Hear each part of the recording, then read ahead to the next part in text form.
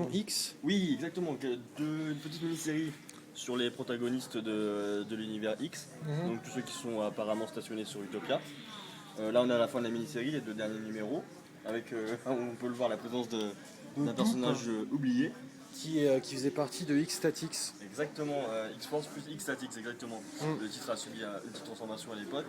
Donc ça fait plaisir pour les fans de la bonne vieille époque de revoir certains personnages. En fait, cette mini-série est faite pour présenter la plupart des personnages qui sont sur l'île et voir les Ça fait interactions. suite à Utopia qui est là justement. Tout à fait, juste là en TPB, où on voit Scott Summers contre Osborn au niveau des stratèges. C'est pas mal du tout. Ouais, et alors il y a un truc à souligner, parce qu'on ne voit pas souvent, c'est que la couverture, elle est signée Finch. Silvestri. Autant pour moi, j'ai un confondu. Silvestri. Et quand on regarde à l'intérieur, il fait même un épisode. Et effectivement, le premier, je crois. Il fait juste le premier. Oui. J'ai un peu les boules parce que voilà. Mais ça fait toujours plaisir de le revoir sur les planches. Et puis quand il dessine les filles comme personne. Quoi, La Emma Frost est particulièrement sexy. C'est clair. C'est vrai, c'est vrai. Et après, on retrouve du Terry Dodson et du Deodato et je crois que c'est à peu près tout. Je crois que c'est à peu près tout. Ouais. Donc plutôt intéressant au niveau du retour on va dire d'une nation de X-Men qui avait et donc été décimée Utopia largement. fait suite à... Enfin Nation X fait suite à Utopia. Voilà. Comme c'est des mini-séries avec plusieurs dessinateurs. Donc là il y a plusieurs dessinateurs. Donc c'est assez, des nouveaux talents ou des gens un peu oubliés qui sont revenus. Il y a Nico Hérichon en français. Ça fait toujours plaisir. Donc surtout les personnages centraux, les personnages secondaires, tous les personnages qui sont maintenant avec les X-Men en tout cas. Était sorti aussi il y a quelques semaines le New Ultimates, qui est un nouveau titre Ultimate avec les Vengeurs, avec une magnifique cover. Donc toujours scénarisé par Jeff Lobb. Oui, exactement. Donc apparemment l'univers Ultimate lui revient, presque. Ouais, on a quelques réserves. Par contre, Frank Shaw fait un truc énorme. Exactement, encore une fois, du très beau travail, très précis de Frank Shaw. Ouais, moi personnellement j'aime bien. Je sais qu'il y a une petite polémique comme quoi personne ne s'y retrouve vraiment. Moi personnellement... Moi je suis de ton côté avec là-dessus Olivier, parce que franchement Frank Shaw, je trouve qu'il s'est dessiné aussi bien les filles que les hommes, malgré ce qu'on en a dit auparavant. Et puis il fait des trucs quand même puissants quoi. Exactement, les planches dégagent quelque chose et non vraiment on se lasse pas du tout. Et les expressions, tout ça, non, rien à dire. Donc ça promet quelque chose une grosse histoire sur le retour de Thor qui après Ultimatum a disparu. Je suis un peu réservé par rapport au scénar quoi. Jeff Lobb, j'ai été un peu déçu avec Ultimatum. Avec Ultimatum, c'est vrai. Donc là wait and see, c'est ce qu'on va adopter comme Par comme contre, il faut souligner c'est qu'il y a deux séries des Avengers Ultimate, comme vous pouvez dire, oui, effectivement. Et la deuxième, en fait, elle a l'air un peu plus croustillante. C'est la team sur le dessus est un peu plus sur le papier, en tout cas alléchante, effectivement, puisque c'est Marc Millar et Carlos Pacheco.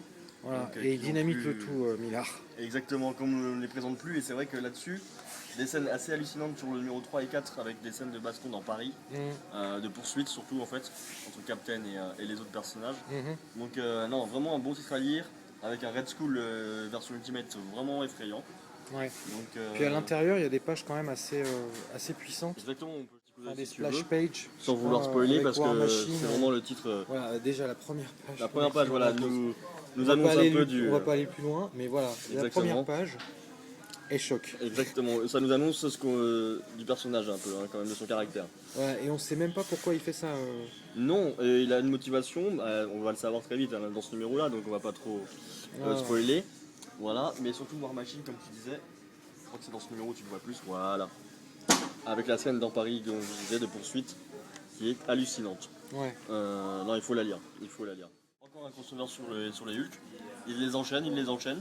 Celui-ci précède déjà World War Hulks, qui en fait verra plusieurs personnages hulkifiés. Ouais. Et justement, on est un peu, enfin, ça va vachement vite au niveau de Hulk, et bizarrement, on n'entend pas trop parler. Non, ça suit doucement, mais sûrement son cours. Les fans du personnage peuvent, à mon avis, en témoigner, c'est qu'ils ont des nouvelles idées, des nouveaux personnages qui amènent une controverse, des Red Hulk, des Red She-Hulk, dont on ne sait rien du tout pour le moment, mais qui apportent un petit côté suspense et mystérieux et qui va, à mon avis, bien se dénouer au bout d'un moment. C'est toujours Ed McGuinness au dessin. Déjà toujours sur le titre Hulk, oui. Effectivement, toujours rien à dire, des personnages. Je crois que c'est le titre qui lui convient, comme il dessine très bien les personnages très musclés. On pouvait pas trouver mieux. Donc là, encore une fois, les plans... Là déjà, je sais pas ce qui se passe, mais... Ah là, il faudra le lire pour le savoir. Mais pas mal de surprises dans ce numéro aussi. Les invités aussi, comme on peut le voir. Il y a Thor là. Les Vengeurs, les X-Men et les 4 Fantastiques. Voilà. Par contre, ah non, ça c'est le nouveau Captain America. Exact, oui, Là, il y a on d'autres était- Samson qui est toujours là. qui a repris du poil de la bête. Hein.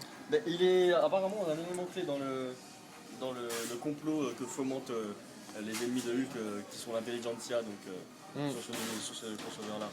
D'ailleurs, Fatalis est impliqué en plus. Et aussi, effectivement, Il est de toutes les Ah oui, de lui, tous les coups fourrés. on peut le voir partout, entre Siege, Doom War, Fall of the Hulk. Là, c'est vrai que le personnage, voilà, il est là et il veut le faire savoir. Hein. Ouais.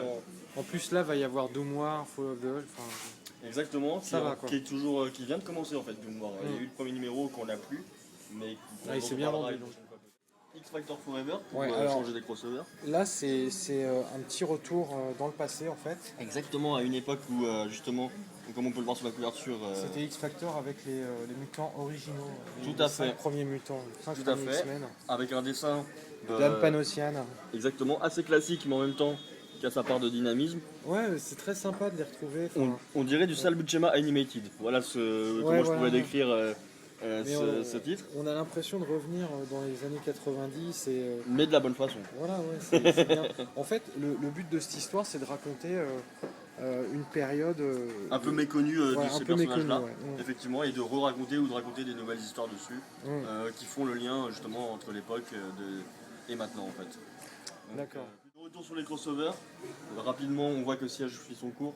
Troisième numéro, avant-dernier numéro. Ça a beaucoup de succès, il se passe vraiment énormément de choses. Oui, ils ont réussi à condenser le maximum d'événements en un seul numéro, contrairement à la guerre des Skrulls, Invasion. Skrull Invasion, où justement 7 numéros, il ne se passait pas grand chose sur certains numéros. Donc ils ont dû entendre les plaintes des fans et ils se sont remis dans le droit chemin avec 4 numéros seulement. Ouais. Plutôt pas mal. Et d'ailleurs, dans le troisième, je sais pas si on peut regarder, on va pas aller très très loin. Non, mais on peut voir déjà dès le début. Dans le deuxième, je vais pas dire ce qui se passe, mais il se passe un truc énorme. Voilà. Et dans le troisième, on se dit ça peut pas aller plus loin. Et pourtant, Bendis et Coppel arrivent à encore augmenter la mise. Voilà, et là en fait, Thor affronte, on va pas dire qui. Un personnage intéressant. Mais il y a plein de personnages qui apparaissent et c'est vachement sympa. Quoi. Et plutôt des bons retours aussi. Donc, vraiment énorme. Hein. Oui, là je l'attends en TPB. Sans spoiler, c'est vraiment un des titres à suivre en ce moment pour se relancer dans l'univers Marvel. Et il y a pas mal de tie-in à côté. Exactement, qui sont plus ou moins des points de vue différents du champ de bataille. Plus ou moins inspirés, hein. Par exemple Mighty Avengers qu'on voit là. Exactement. Je vois pas trop à quoi ils servent. En fait, il y a une double menace, donc Siège bien sûr, dans lesquels ils sont impliqués. Plus le retour d'Ultron avec Jocasta qui recommence à débloquer. Même Mighty Avengers que tu retrouves dans Thunderbolts, qui sont aussi impliqués dans Siège bien sûr, avec un petit crossover. Et Thunderbolts, je suis plus client que Mighty Avengers à la base. Entièrement, ouais, je suis entièrement d'accord. Le côté un peu plus covert, opération, est un peu plus attractif que le côté super-héros de Bendis. Il y a le New Avengers qui a toujours autant de succès. Oui, New Avengers est toujours sous son cours. Là, c'est McCone au dessin cette fois-ci, par contre. Ils ont changé. Ah, super. Imonen a fait une pause. Parce que Mike McCone, il a un dessin quand même assez net, assez précis. Je le trouvais très bon sur Spider-Man à un moment donné, mais là, en feuilletant ce numéro, je trouve que il aurait pu. Je ne sais pas si c'est les couleurs ou l'ancrage, mais c'est pas le McCone que j'ai connu à l'époque même de Exiles. Et je trouve que sur certains visages, les expressions sont pas totalement parfaites quoi. Mais sinon, ça reste net. Hein. Du bon McCone si on aime le dessinateur. Quoi. Ouais. Donc New Avengers, McCone, juste un numéro je pense.